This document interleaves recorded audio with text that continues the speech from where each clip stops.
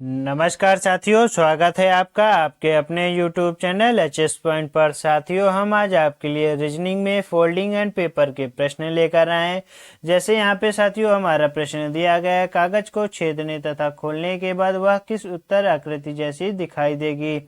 और हमारा अगला प्रश्न हमारा साथियों, हम यहाँ पे जो हमारा दिया गया है ये हमारा प्रश्न आकृति बनी हुई है और प्रश्न आकृति में हमें उत्तर आकृति में से यहाँ पे बताना होगा कि हमारी यहाँ पे कौन सी हमारी प्रश्न आकृति में उत्तर आकृति छिपी हुई है।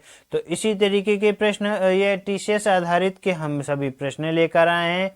अगर आप UPSI, SSC GD, NTPC, SSC CGL इत्यादि किसी भी एग्जाम की तैयारी कर रहे हैं तो ये रीजनिंग की क्लास आपके लिए बेहद ही महत्वपूर्ण होने वाली है। तो आप भी हमारे साथ इन प्रश्नों को जरूर सॉल्व करिएगा।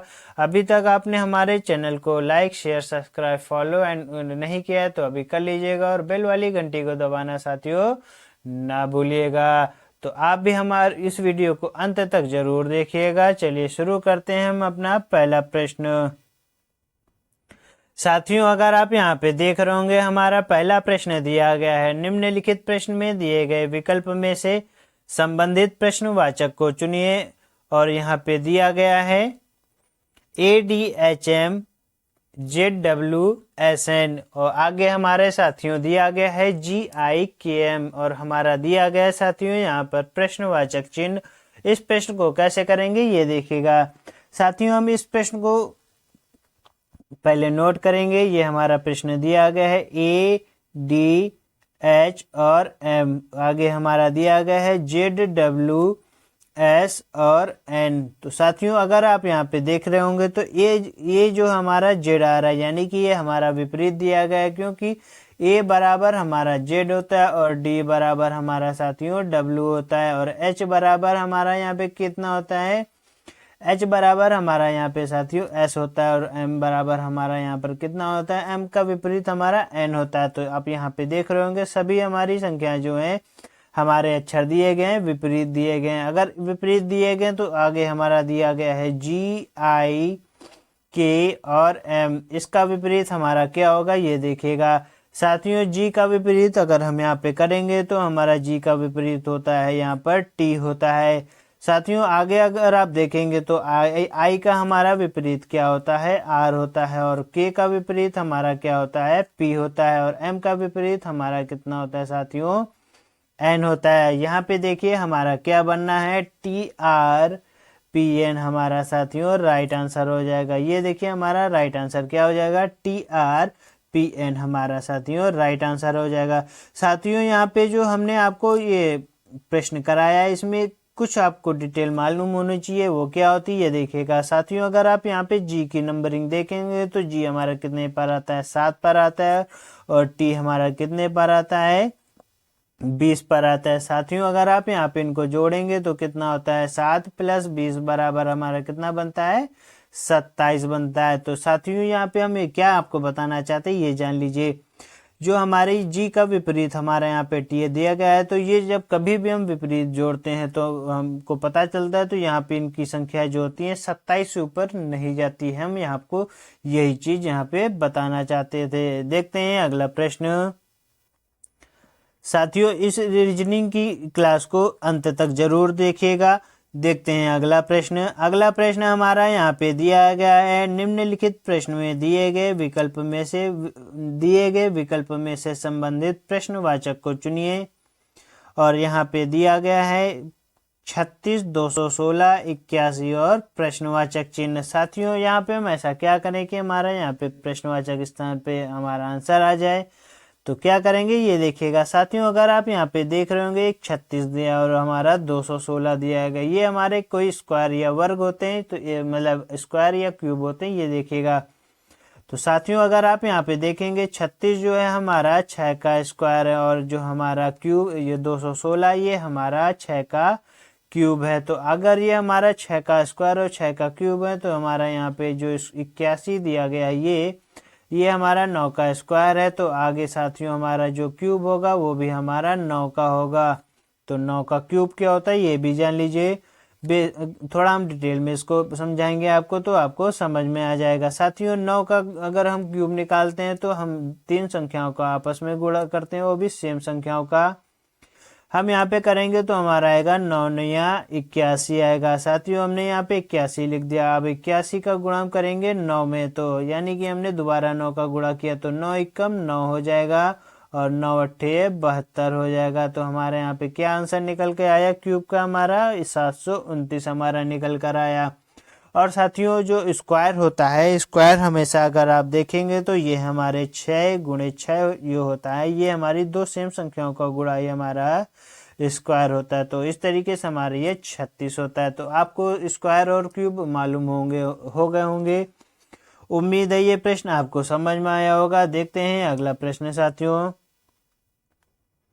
साथियों हमारा यहाँ पे एक अगला प्रश्न दिया गया है, वो क्या है ये देखिएगा। प्रश्न हमारा दिया गया है, निम्नलिखित में से कौन सा तथ्य या कथन सही नहीं है। और यहाँ पे हमारा साथियों कथन एंड निष्कर्ष का प्रश्न दिया गया है। ये प्रश्न क्या है, एक चीज थोड़ा सा जान लीजिए साथियों। इस प्रश्न को हम साथियों अगर करते हैं तो ये हमारे जो प्रश्न आते हैं ये हमारे ज़्यादातर हमारे यूपी पुलिस कांस्टेबल या यूपी एसआई इस तरीके के जितने भी हमारे प्रश्न होते हैं इन तरीके के पेपरों में आते हैं। तो इस प्रश्न को कैसे करेंगे ये देखिएगा साथियों। अगर आप यहाँ पे देख रहे होंगे, हम पहले प्रश्न को पढ़ेंगे और फिर हम प्रश्न को सॉल्व करेंगे। यहाँ पे दिया गया है, कथन हमारा दिया गया है, सभी खिलाड़ी अच्छे डील डॉल वाले होते हैं और कुछ नौकरी पेशा खिलाड़ी होते हैं। तो इस प्रश्न को कैसे करेंगे ये देखिएगा, बहुत ही अच्छा सा प्रश्न है। पहले हम यहाँ पे एक गोला बना लेंगे साथियों। ये वाला गोला हमारा हो जाएगा खिलाड़ी का। हमने इसका यहाँ अंदर नाम नहीं लिखेंगे, बाहर लिखेंगे तो हमको करने में आसानी रहेगी। हमने इसका नाम दे दिया खिलाड़ी। आगे साथियों दिया हुआ है कुछ सभी खिलाड़ी अच्छे डील डॉल वाले होते हैं। तो हमने यहाँ पे जो सभी खिलाड़ी हैं अच्छे डील डॉल के अंदर आ जाएंगे। हमने इसका नाम दे दिया डील डॉल, हमने इसको नाम दे दिया। आगे क्या दिया गया, कुछ नौकरी पेशा खिलाड़ी होते हैं। कुछ नौकरी पेशा जो है साथियों खिलाड़ी होते हैं। तो हमने यहाँ पे इस तरीके का हमारा एक जो बनेगा ये वाला हमारा बनेगा साथियों। ये क्या बनेगा, ये वाला हमारा बन जाएगा नौकरी पेशा। तो हमने इसका नाम दे दिया नौकरी। आप प्रश्न हमारा निष्कर्ष का दिया हुआ है ये देखिएगा। निष्कर्ष हमारा दिया गया है साथियों, सभी नौकरी पेशा अच्छी डील डॉल वाले होते हैं। हमारा प्रश्न यहाँ पे दिया गया है सभी नौकरी पेशा अच्छे डील डॉल वाले होते हैं। तो यहाँ पे साथियों अगर आप देखेंगे तो यहाँ पे तो कुछ ही नौकरी पेशा जो है अच्छे डील डॉल वाले हैं, क्योंकि देखिए डील डॉल वाला हमारा यहाँ पे इस तरीके का बना हुआ है, यानी कि हमारा ऑप्शन नंबर 1 हमारा गलत होता है। अगला हमारा दिया गया है ऑप्शन कौन सा है ये पढ़िएगा। अगला हमारा प्रश्न दिया गया, कुछ अच्छे डील डॉल वाले व्यक्ति खिलाड़ी नहीं होते। यहाँ पे साथियों देखिएगा तो दिया गया है अच्छे डील डॉल वाले सभी खिलाड़ी यहाँ पे तो हैं, और ये कह रहा है कुछ अच्छे डील डॉल वाले खिलाड़ी नहीं होते, ये हमारा इसलिए गलत होता है। अगर यहाँ पे इसी जगह पे होता कि कुछ अच्छे डील डॉल वाले व्यक्ति खिलाड़ी होते तो ये हमारा सही हो जाता है, इसीलिए हमारा ऑप्शन नंबर दूसरा भी साथियों गलत हो जाता है। और हमारा यहाँ पे क्या आंसर निकल कर आया, हमारा ऑप्शन नंबर बी हमारा आंसर निकल कर आता है। कोई भी निष्कर्ष नहीं निकलता है। उम्मीद है प्रश्न आपको समझ में आया होगा। देखते हैं साथियों अगला प्रश्न। साथियों हमारा अगला प्रश्न यहाँ पे दिया गया, बहुत ही अच्छा सा प्रश्न है। जरा पहले प्रश्न को पढ़ेंगे फिर इस प्रश्न को हल करेंगे। इस प्रश्न को कैसे हल करते हैं ये देखिएगा।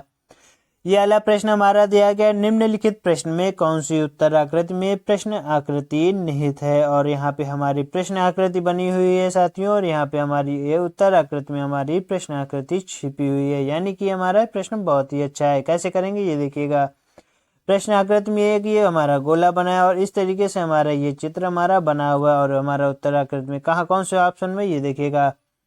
अगर आप यहाँ पे देखेंगे साथियों हमारा ऑप्शन नंबर सी हमारा गलत हो जाएगा, क्योंकि इसमें ये हमारा गोला तो बना हुआ है पर हमारी ये लाइन जो है इस तरीके से यहाँ पे नहीं बनी हुई, इसीलिए हमारा ऑप्शन नंबर सी हमारा गलत हो जाता है। और हमारा ऑप्शन नंबर बी भी गलत हो जाएगा, यहाँ पे भी लाइन नहीं बनी हुई है। तो आगे हम देखते हैं और ए और डी में हमारा कौन सा राइट होता है ये देखिएगा।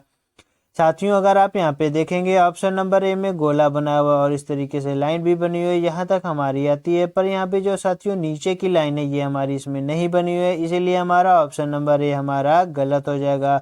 हमारे पास एक ही ऑप्शन बचता है, ऑप्शन नंबर डी, वो हमारा राइट हो जाएगा। पर कैसे होगा ये देखिएगा। अगर यहाँ पे प्रश्न में अगर आप यहाँ पे देखेंगे, ये देखिए गोला भी बना हुआ और यहाँ पे लाइन भी ऐसे आ रही है। उसके बाद यहाँ से इस तरीके से साथियों लाइन भी जुड़ रही है और यहाँ पे इस तरीके से यहाँ पे भी आ रही है। उसके बाद ये हमारा ये देखिए पूरा हमारा चित्र यहाँ पर बनता है और हमारा ऑप्शन नंबर डी हमारा राइट हो जाएगा। साथियों इस तरीके के प्रश्न का ये हमारा चौथा टाइप है, यानी कि 4 प्रश्नावली के हम 4 प्रश्न यहाँ पर लेकर आ चुके हैं। अब देखते हैं अगला प्रश्न। साथियों हमारा अगला प्रश्न दिया गया है फोल्डिंग एंड पेपर का। प्रश्न पहले पढ़ेंगे फिर इसको सॉल्व करेंगे। बहुत ही अच्छा सा प्रश्न है। प्रश्न दिया गया है, प्रश्न आकृति में दिखाए अनुसार कागज को मोड़कर छेदने तथा खोलने के बाद वह किस उत्तर आकृति जैसा दिखाई देगा। और हमारा यहाँ पे प्रश्न दिया गया है साथियों इस तरीके से हमारे यहाँ पे कटा हुआ है। अब इसको कैसे करेंगे ये देखिएगा। अगर आप यहाँ पे देखेंगे साथियों ऑप्शन नंबर ए हमारा क्या हो जाएगा, नहीं होगा। ऑप्शन नंबर बी हमारा नहीं होगा। ऑप्शन नंबर डी में साथियों क्या हमारा बनेगा, नहीं बनेगा। एक ही हमारा ऑप्शन बचता है, ऑप्शन नंबर सी हमारा राइट हो जाएगा। क्यों हो जाएगा ये देखिएगा।